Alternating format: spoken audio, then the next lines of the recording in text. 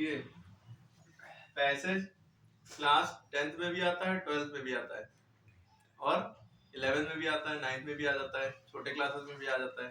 Passage करने की कुछ ट्रिक्स होती हैं, ट्रिक्स बहुत सारी होती हैं, लेकिन बच्चे जो हैं आपको कैसे करना है ये आप भी जानते हैं कि आप कैसे खुद से कर सकते हैं, ये आपके ऊपर भी डिपेंड करता है। लेकिन जो तरीका हम बता रहे हैं थोड़ा सा यूनिवर्सल टाइप का है, उसको देखिए। जब भी पैसेज हो उसके पहले क्वेश्चन पढ़ लिए। जब क्वेश्चन आप पढ़ लेंगे तो आपके दिमाग में ये होगा कि हमें इसका सवाल, इस सवाल का जवाब ढूंढना है ना। अगर आप पहले जवाब पढ़ेंगे, सवाल बाद में देखेंगे, वो अलग बात हो जाएगी, ठीक है। पहले आपने सवाल पढ़ लिया। पहला सवाल क्या है, zoom in, what pollution causes, what pollution causes, pollution क्या कॉज करता है या पॉल्यूशन से क्या क्या होता है। व्हाट कॉजेस पॉल्यूशन, ये अलग क्वेश्चन हो जाता है, यहाँ पे है व्हाट पॉल्यूशन कॉजेस, ठीक है, ठीक है। तो इसमें अब हमने एक वर्ड हाईलाइट कर लिया, भाई पॉल्यूशन लिखा है, कॉजेस लिखा है। अब हम इस पैरा पढ़ेंगे, लेकिन पहले हम दूसरा क्वेश्चन भी पढ़ ले साथ में। Which gas is released from vehicles, इसको क्या पढ़ते हैं, व्हीकल्स। व्हीकल लिखते हैं, व्हीकल्स पढ़ते हैं, ठीक है। व्हीकल्स मतलब होता है गाड़ियां, जो कार है, बस है, ट्रक है, ये सब, ठीक है। तो इसका मतलब क्या है, कौन सी गैस उसमें निकलती है जब वो भाई चलाई जाती हैं। पेट्रोल उनके अंदर भरा होता है, डीजल भरा होता है, तो जब चलता है तो जलता है ना, गाड़ियां चलती हैं तो पेट्रोल जलता है, बर्न होता है, फिर धुआं निकलता है। जो सर्विस नहीं कराते साइलेंसर से तो बहुत ही ज्यादा धुआं निकलता है ना। तो उसमें कौन सी गैस निकलती है, वो जो निकलती है वो तो बहुत डेंजरस गैस होती है वैसे। उसके बाद अगला क्वेश्चन है, right the synonyms of harmful. Synonym मतलब होता है इस हार्मफुल वर्ड जैसे है, इसका सिनोनिम बताओ, इस हार्मफुल का सिनोनिम बताओ। हार्मफुल मतलब क्या होता है, इसका मतलब पता होना चाहिए, नुकसानदेह। सिनोनिम मतलब होता है उसके मीनिंग, पर्यायवाची कह दो या उसका अपना शब्दार्थ कह दो, वर्ड मीनिंग कह दो, तो उसका बताना। तो ये 3 क्वेश्चन आपके दिमाग में हो गए, ठीक।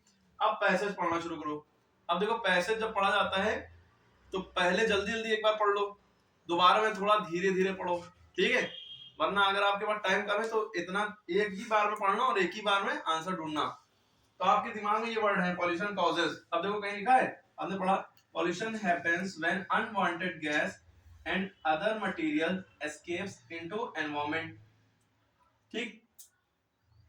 it causes waste, financial loss and damage to human, animals and plant health। अब देखो यहाँ पे it causes एक वर्ड दिख गया, ठीक है। यहाँ पे हमने एक वर्ड हाईलाइट किया था causes या pollution, pollution दिख रहा लेकिन causes नहीं दिखा। अब यहाँ पे causes दिख गया, क्या है, it causes waste, इससे क्या होता है, गंदगी होती है। फाइनेंशियल लॉस होता है, मतलब बीमार पड़ता है इंसान तो खर्चा पड़ता है उसका। फिर डैमेज क्या होता है, human, animal and plant health, मतलब सबको नुकसान पहुंचता है, जानवरों को भी, इंसानों को भी और पेड़ पौधों को भी। तो इट कॉजेस से इसका आंसर यहाँ तक हो गया। तो आपने क्वेश्चन पढ़ रखा था, ये पहला आंसर हो गया। क्लियर हो गई बात। इस तरह से पैसेज का एक क्वेश्चन हमारा हो गया। आगे सवाल है, Which gas is released from vehicles, vehicle से कौन सी गैस रिलीज होती है। तो एक वर्ड हमने हाईलाइट कर लिया, व्हीकल्स, एक गैस। तो हमें गैस और व्हीकल्स कहीं भी ढूंढना है, यहाँ कहीं है तो हमने पढ़ने शुरू किया। इसके आगे ऊपर भी हो सकता है, नीचे भी हो सकता है। Most of the air pollution comes from burning fossil fuels, coal, oil and gases. One of the worst, carbon monoxide from vehicles. तो यहाँ पे व्हीकल्स लिखा दिखा हुआ है, कौन सी गैस लिखी है, कार्बन मोनोऑक्साइड, ये one of the worst gas होना चाहिए।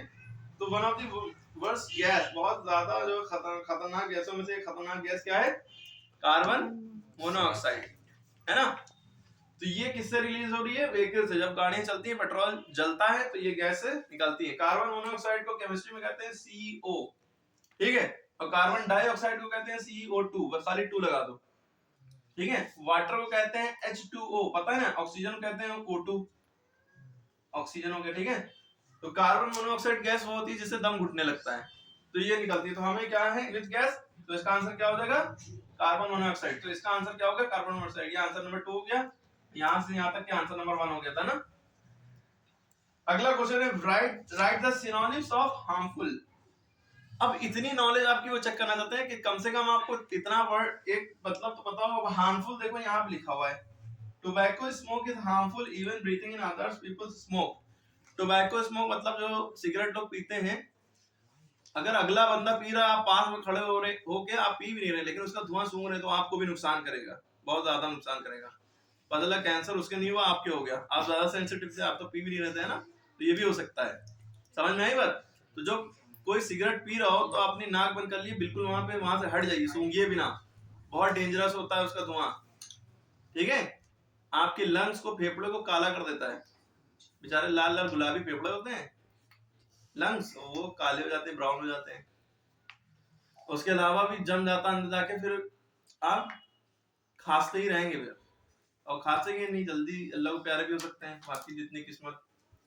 फिर इसमें पूछा गया था right the synonym of harmful. अब हार्मफुल का सिनोनिम, सिनोनिम मतलब उसका मतलब बताना है। अब सिनोनिम जरूरी नहीं इसमें लिखा हो, उसका मतलब जरूरी नहीं इसमें लिखा हो। कभी भी क्वेश्चन ऐसा आ जाता है, कोई वर्ड अलग से देंगे, कहेंगे उसका मतलब ढूंढो, इसके उससे मिलता जुलता वर्ड ढूंढो।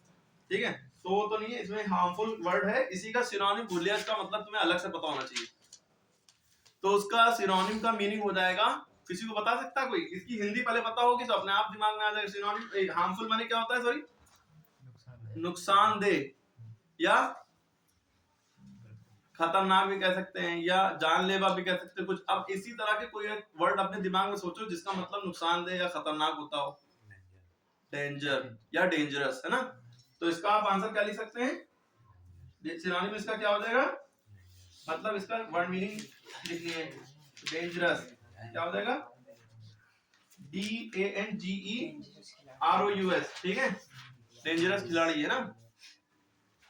समझ में आ गई बात? जरूरी नहीं आप डेंजरस लिखें, और भी जो वर्ड उतने टाइम दिमाग में आए वो लिख दिएगा, जो नुकसानदेह से रिलेटेड हो,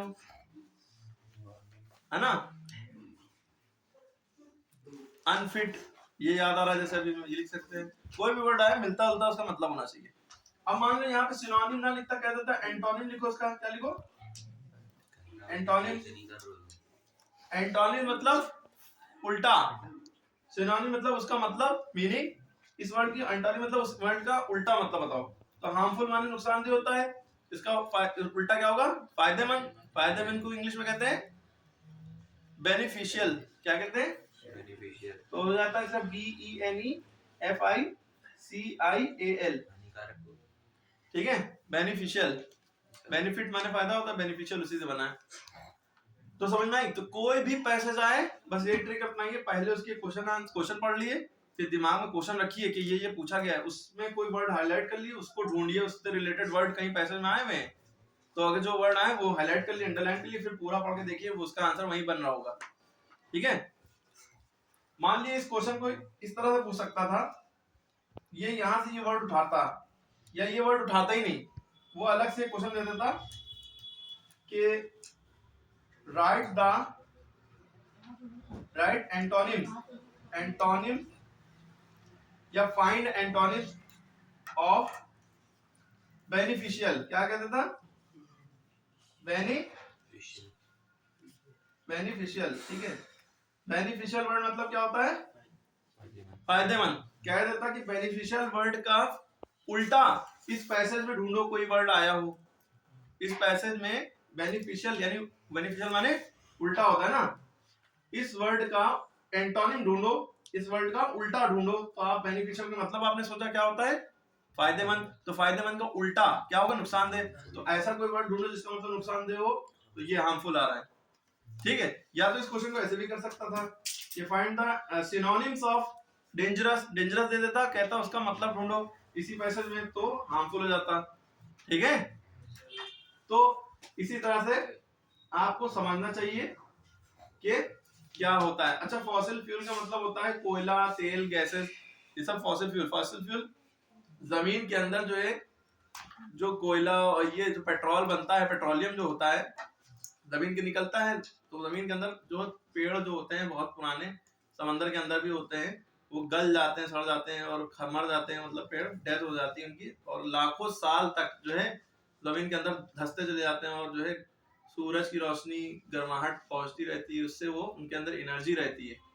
तो वही एनर्जी जो है जब हम जलाते हैं कोयला तो वो कोयला जलता है क्योंकि उनके अंदर सनलाइट, सन की एनर्जी है।